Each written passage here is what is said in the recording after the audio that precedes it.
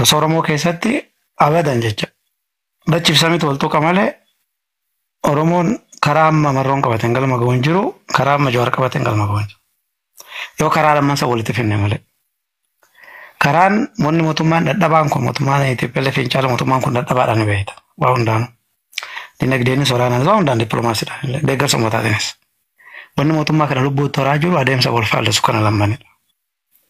Adeemsa wal faallisan kun lamman akkaataa itti waliin hojjetu irratti dalaguun gaarii. Akkaataa waliin hojjetan irratti hojii gaafa jedhu immoo inni tokko dirree ofii keessa dhaabbatee isa tokko waamuudhaan himate. Dirreen sun iyyuu nu baasaaf nu baasuun mariidhaan murtaa'u qaba. Waraana nu baasamoo karaa nagaatti nu baasaa kan jedhu. Sun iyyuu marii murtaa'u qaba. Immooshinii yookaan immoo dhiibbaa sirnaatiin murtaa'amuu hin qabu. Ammallee furmaanni jiru sani wannummaa mootummaa kana jabeessa iyyuu tokko mootummaan kun diroonii qabaachuu isaa miti. Qabsoo Oromoo kanatu faallaa bishaanii fi ibiddaa wal bira deema. Bishaanii fi ibiddi immoo fira waliin miti. Qabsoon karaa nagaa dhukaasa hin barbaadu. Qabsoon qawwee nagaa waan jedhamu hin barbaadu. Qawweedha bakka afaan qawweetiin mootummaan sun afaan qawweetiin sirbisa talaanis afaan qawweetiin dubbisaatti galte haasaan biraan jiru. Warri karaa nagaallee nagaa erga jedhetti qonni biraan jiru. So wal faallasa jechuudha. Furmaanni jiru as jidduudha amma. Akkamitti guruppii kana walitti finnee yaada furmaataa tokko jidduu kanaafuun osoo tokko yaada tokkoon dorgommii osoo hin ta'iyyaan waan uummata kana baasa. Uummata Oromoo milkeessa taanaan qawwee yoo barbaade awwaalama. Uummata Oromoo milkeessa taanaan qawwee yoo barbaade olaa tuulama. San immoo kan murteessu maalummaa diinagdeetii jechuudha. Isaan kana jidduudha yoo waan san finne. Isa san hedduu namaa itti amana taanaan keessattuu deeggartoonni garee lammanii warra kan waan kanatti amanan namoota kan walitti fiduutti deemutu nu gaarii. Dirree walii keessa dhaabbannee lakki kiyyatu irra gaariidha jechuudhaan hin ta'u. Dirree san keessa warra isa walitti fiduudhaan falata. Warri isa walitti dhufee fala akka kaawwatilis. Walitti hirmsiisuu miti beeku. Gareen kun walitti dhufee fala uummata kanaa malu lafaa kaa'u. Jiddu jiraatu malee miidha maal. Falaa kaa'u jechaan immoo gareen sun yoo walitti dhufe falli ni beeka. Nama waliin mari'ate waa beeka. Diina kee akkamitti akka kuffisuu maltu diina keessaan hanqina akka qabu beekaman. Mootummaan kun mootummaa abbaa irreeti. Ogummaan isaa waraana ammatti. Mootummaan kun kan sodaatu warraaqsa uummataati. Warraaqsa uummataa qaama qabsoo nagaa keessa tokkodha. Kanaaf kan durseetu iyyuu warra qabsoo nagaa irratti tarkaanfii fudhatee warra waraana qabatee gale dursee kan hidhee kanaaf. Hidhaa ka'ee gale barinni warra qabsoo nagaa irraa miti. Warra waraana hoogganaa turan irraa eegale warra akka Diragaasaa fi Kolonel Gammachuu fa'a. Maaliif gara dirree ofii tarkisuuf gara waraanaatti amalli isaa waraana waan ta'eef. Namicha haasaan beeku, mariin beeku, kan inni beeku wayii kaasu qofa ishira. Gara sanittis nu harkisaa jira jechuudha. So nu ammatti amma garee lachuun balfoon amma waraana qabaachuun keenya sirrii garuu akka qabaachuu qaba. Qabsoo nagaallee gaggeessuun keenya sirrii garuu akka qabaachuu qaba. Akka suuraa yookaan akka siidaa jaarmiyaan gurguddaan Oromoon qaba jedhuufi hayyoon Oromoo gurguddaan qaba Oromoon siyaasa keessatti nan qaba jedhu jaarmiyaa san keessatti tuulamanii jaarmiyaan Finfinnee keessa akka siidaa taa'u kan qabu Oromootiif yoo socho'an. Qawween kumaatamaan seenaa Oromoo keessatti namni waraana gana baay'atee hin beekne bosona Oromiyaa keessa osoo jiru seenaa keessatti katakkuu Amaarra Oromoo jedhee ilaalee hin beekne. Keessatti yeroo uummata Oromoo fixu yeroo itti immoo qawween sun hiikatti fidduu dhabdu yoo argatu faallaa ta'a jechuudha. Walitti dhufuu sanarratti. Malee inni kun fayyadamaan abiyyuu morka biyya kana keessatti abadan. Kana booda sabni tokko achi kophaa isaa qabsaa'ee mootummaa kana buusuu hin danda'u. Yoo waliin ta'e malee wanni guddaan nuti of eeggachuu qabnu maali? Saboota biraa wajjin gaafa qabsoofnee mootummaa kana buusnu hirkataa moo dura taanaa san qofa irratti kan xiyyeeffachuu qabu. 91 abaawoon hirkataa ta'e waan dhufeef kan TPLF akkasuma goota.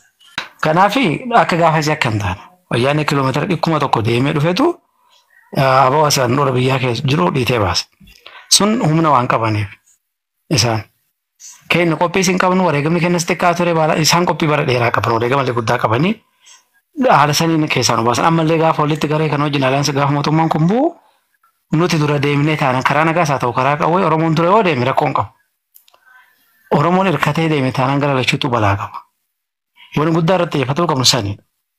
Malee mootummaan kun gara barbaadee nu abuu itti aansee waraana biraa dhufuusaa waan hin oolle. Isa saniif garuu Oromoon dura deemee gaafa seen waraanni uumamu hin jiru.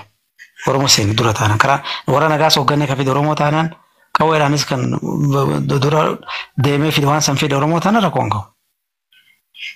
Kana booda jechuudha. Garuu isarratti of eeggannoon godhamuu qabaadha. Malee isa Oromoo fi saba biraa bite Oromoo jidduutti waraanni hin jira yoo mootummaan kun bu'ee booda. Oromoon qabsoo tanaan eega jalqabdee meeshaa waraanaatiin ganna 50 lakkaawwannaa kana keessatti maali dhachaato moo adawii teenya mootummaan teenya taamma gaafa duraa gaa ta'e dhiifama mootummaan ammaan dura irratti qabsoon isaan adawii teenyatti beeynaa isii isaan kuffisuudhaaf humna isiin qabdu san laalamee Oromoon maali dhachaa turtee ilaaluun bareeda. Xiqqoon si yaadachiisa sagaltamoota keessa uummanni Oromoo wanni hidhatee kilaas callaa. M14 fi M16 Oromoon qabaachuu ture. Waraana 100 keessatti matireesii tokko jira. Waraana 100 keessatti RPG takkamoo baazuqaa yookaan laawunchara jedhamu habbaa lama sadii jira. Kanaan tasuma biyya takkamoo kutaa tokko bilisoomsuun hin dandeessu. Yeequmsa ni dandeessa. Harbul isaabaati jaaniiti shoororkeessu ekonomii biyya sanii san gaggeessuudhaaf siif ni majjaa akka nageenii hin jiru jedhamu godhuu siyaasaa tolfachuudhaaf. Laakiin ummata 60 miliyoona 50 kana takkaamoo 60 kana responsibility isaanii fudhateeti waa lamaaf isaan kanaaf qabsaa'uun takka hidhachuun kara lamaani. Lameen san takka hujuumii takkamoo difaa'i. Attacktii fi humna gartee attackti itti gootuu fi humna defense takka difaa'i itti gootu. Kana keessa meeshaaleen hidhamuu jira. Takkaa nuti hidhanneen beeku.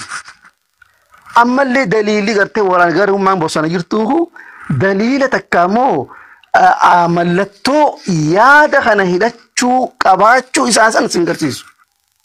Meeshaan sadii خفيفة في متوسطة في الثقيلة ميشا ليس صبلا ميشا لجد جليسة ميشا ورانا الفاتا ججبا حتى موتم ما هي تشاجر طوال نوتي أمتا شنتما قوتو خفيفة كسبلا زنقيسا هنبان لا انشرا خامخون دينيا خنقا مال جاني دشكا جان دشكا هنا نما دبتو قيسا حباتو كوجر خوني نانو بيوتا أدى خيستي هورين تيسان خطربان دي كوكينين دبرسان بولدرتي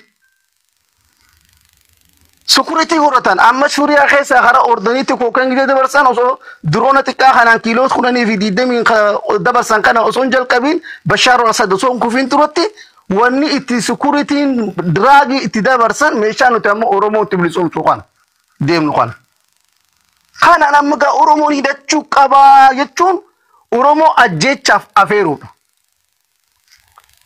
Daliilli takkaammoo mallattoon uummanni keenya akka nuti jennu kanatti waan mootummaa hin ta'iniin hidhachuu qaba gizee jennu kana wanni hidhachiisa kara lamaan hidhachiisan. Wanni nama agarsiisa. Chaansiin waan akkanaa hidhachuudhaaf argamee itti fayyadamuu dhaban. Gaafa jarnaal Kamaal Galchuu mootummaa Itoophiyaa irraa baqatee Eritiriyaa seene. Namni meeshaa waraanaa akkanaa kana khafiifa irraa mutawassitatti nama hidhachiisu nama akka nama university irraa bahee miti. Nama gartee barnoota isaa qaxxaadisee madaawee warra miidhamee sabni xiyyaa hadhaawee jedhee ka'ee godaanee meeshaa hidhachiisuu miti. Namni kun nama logistic, nama jeneraala, nama koroneela, nama gartee muuxannoo lolaa qabu, nama gartee ammaan dura dhaqee scholarshipidhaan biyyoottummaa ergitee biyyoota adda irratti baratee dhufe. Warra kanaatitu meeshaa kamiitu istirateejiidhaaf barbaachisa jedhe dhaaba kana waraana kana barbaachisa jedheeti hidhachiisa. Arra nuti nam tokko qabsoon aganna torbaa Abiyyi kuffisuudhaaf gareen sossootu sani nam tokko haasessefattee nama hatta geography Oromiyaa beeku Itoophiyaa beeku yoo lafatam qabadde kiiloomeetira hagam kontrooluun danda'ee hisaaba dawachuu beeku kaartaadhaan waraana sossoosuu danda'u nam tokko keessaa dammeeffattee galfattee bosonatti hin galfatu. Ijoolluma akka xiyyaa ilmaanuma akka xiyyaa kana hangafa xiyyaa hadallanne xawaare xaskuula raabehe xawaana kanaatiitu arra kana dubaree arra hidhachiisuu qabne laafinyaanii jechuun duro wanni hidhachiisan maali akkatti hidhachiisanis maali jechuun beekuun gaarii yoo sanan ta'in Oromoo du'aaf afeeruufi arra faannoo tana keessa ni beeytan namoota koroneelaa fi jarana haga bi mootummaa kana jedha sababa godhatee lolgootee dhaabbachuutti takkaamoo rakkoon jidduu dhuftetti achirraa ka'ee faannootti ida'an.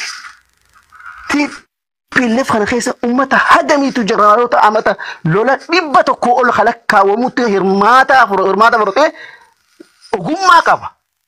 Meeshaan amma isaan qaban kanii fi nuti qabachuu bita hidhachuu deemuu tami. Chaansiin uummanni Oromoo hidhachuu qabu yeroon uummata kanaaf hidhannoon uummata kana barbaachistu humna gartee guddaa, humna gartee meeshaa muuxan meeshaa guddoo, meeshaa gartee teknooloojii amma duroona faa dubbattan. Amma duroona uummanni yeroo ammaa kanatti fasaa'ii Suuriyaan if tolfatte. Warri Bashaar Aswad areesan if tolfatte. Hashdu Shaabiyyi Iraaqii Shiyaasanii if tolchaa jiran amma. Haa waan akkanaa kanaa miti. Khuni nama barbaachisaa bikka barbaachisaa akka safarra waraana karaa qaxxaamu akka karaarra muranii dhaabanii fi malee droonni sanii misaa'ila afurii fi ilaa kudhaniiti wanni baadhatu sanii ochi baadhachuu danda'u. Kanaafuu arra droonni nuti irraa dubbannu kana tokko turkiyaan gurgurtu kana khafiifa jaanii. Nuti kana dubbannu kanaa miti hawaajijjiiru droonaa miti hawaajijjiiru lafarratti hidhannoo barbaachistu. Duuba eega akkas taate Oromoon akkamitti hidhachuu qabdi? Naan Oromoon chaansiin qabdu. Chaansiin dhiiga ilmaan qeerrootii fi qarreen dhufte kana rakkoo keessa jirtu akkaataan itti jijjiiranii fi irratti gurmaawanii irratti hirmaatanii kara gartee seeraatiin kara heeraatiin kara gartee uummata Oromoo lubbuu isaanii badhaadhuun kara saniin qabsaawaniiti jijjiiru takkaffaa. Lammaffaa hidhannoon ammoo bikkatti argamtu hin jirtu. Tafaannoodhaan guyyaa boru chaalenjii goonee nuti injifannu hidhannoo hidhachuu dandeenyu akkuma seeraa addunyaatti illee hin dandeenye. Lammaffaa istiraateejiin nuti amma jiru hin dandeenye yoo nuti ni hidhanne jenne uummata kara sameen meeshaan kanneen saneen isaan irratti maxxanneeti. Intirestii isaanii 70% isaanii guunne nutaan ammoo 30% nu guranii akkasii meeshaan harka seenudha. Kana ol hin dandeenyu meeshaa hidhachuu. Meeshaan akkatti hidhachuu dandeenyu mootummaa tanaani. Mootummaan tun rakkoo ni qabdi. Rakkoo ni qabdi.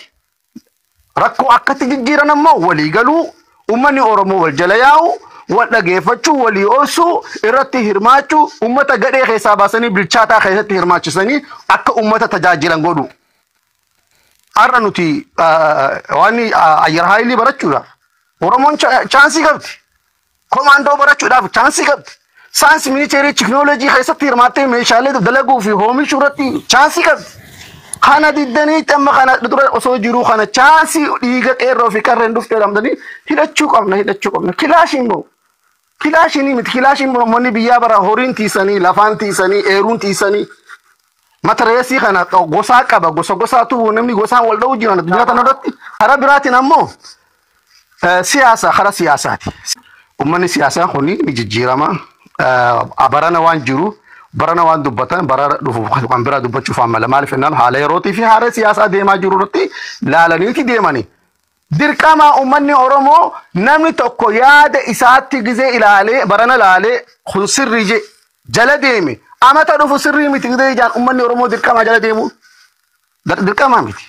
Akkuma isaaf dirqaman ta'in wanni amata dabresan qabatee irra du'uun dirqaman ta'in uummata Oromootti illee akkasii.